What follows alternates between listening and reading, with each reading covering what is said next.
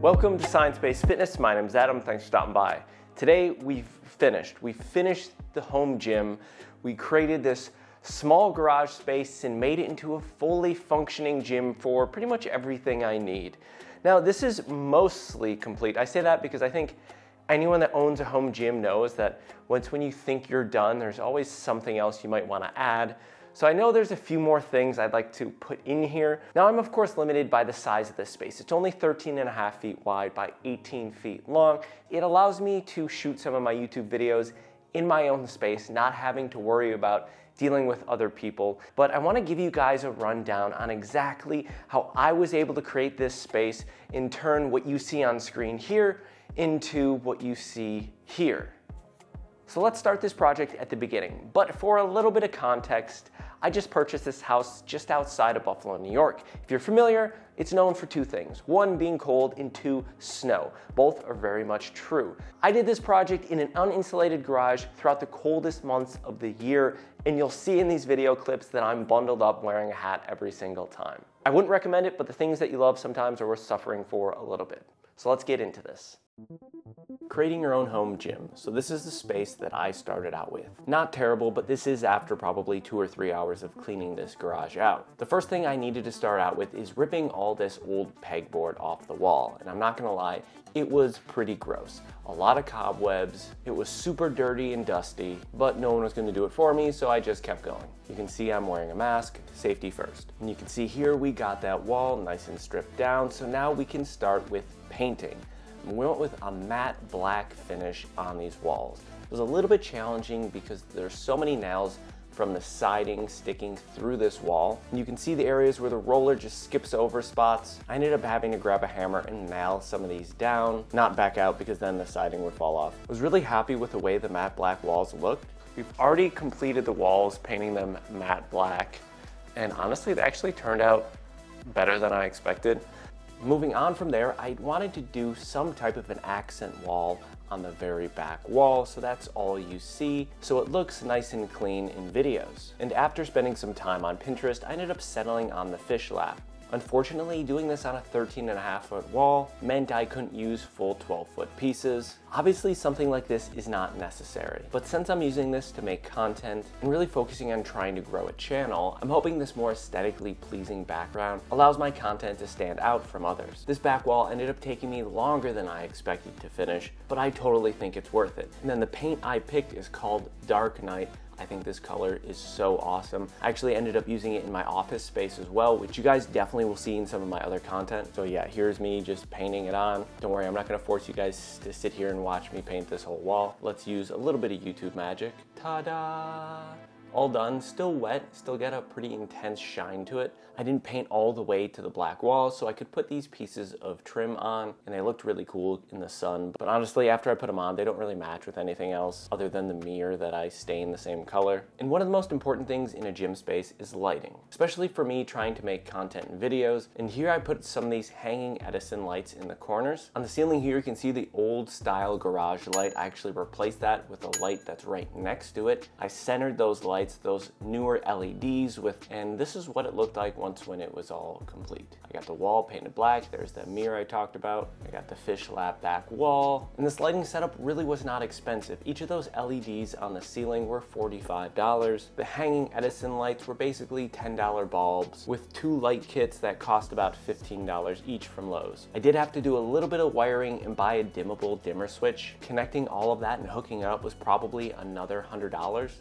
But something that was a little bit more costly was what you can see right here, and these are my horse stall mats, and I'm not gonna lie, these are heavy. They're about 100 pounds each, 3/4 inch thick. We ended up fitting 5 of them into this little mid-size SUV. And here I am sliding them into place. There's a lot of different options for flooring, and I found a few online that looked really cool. But by the time I went to ship them, it ended up costing almost double what these horse stall mats cost, and were only half as thick. These do a great job of masking that crack on the floor, and they really don't slide around after you put them in place. Definitely need something like this in a home gym. So at $50 a piece, I bought 5 of these. That came out to about $250, but I ended up buying 2 more so they could extend a little bit farther out. So the grand total for the flooring was $350. But look how nice and professional this looks. At least in my opinion, it looks nice. And probably the coolest part of this entire garage build is this power cage. I spent a lot of time looking at different power cages and racks online,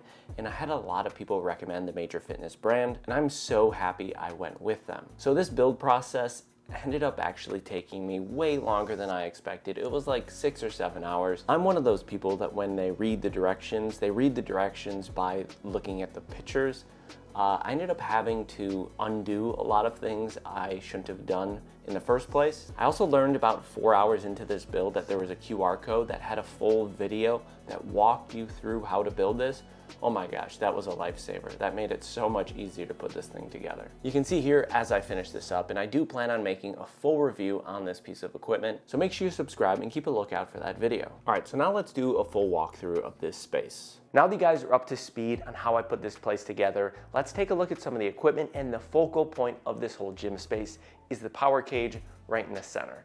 Now this is the Major Fitness B52 power cage. It pretty much has everything you would need. Having cable attachments on your power rack is so nice. And these could be used all the way at the top for something like triceps. It can be lowered all the way to the bottom, and you can set up using rows, or you can use this for one of my favorite exercises is a cable side raise. Gives a much better resistance profile on those deltoids. And no, you are not mistaken, you are looking at a Smith machine in the center of this. This is a great bonus, and I'm trying to get my wife more into exercising, so this is something I think beginners can really take advantage of. But for even more advanced lifters that might be targeting things like hypertrophy, Smith machines can be really beneficial. I have a more in-depth video of the science behind Smith machines, so if you haven't seen that after this video, make sure you head over to my channel and check that out. The front of this machine is pretty much a half rack that allows you to do your squats, your bench press, still using the safety rails, and you can move this bench out of the way and hit your pull-ups on the pull-up bars. Now, one thing I really liked that I did was I built a bunch of hooks on the wall that can hold some of these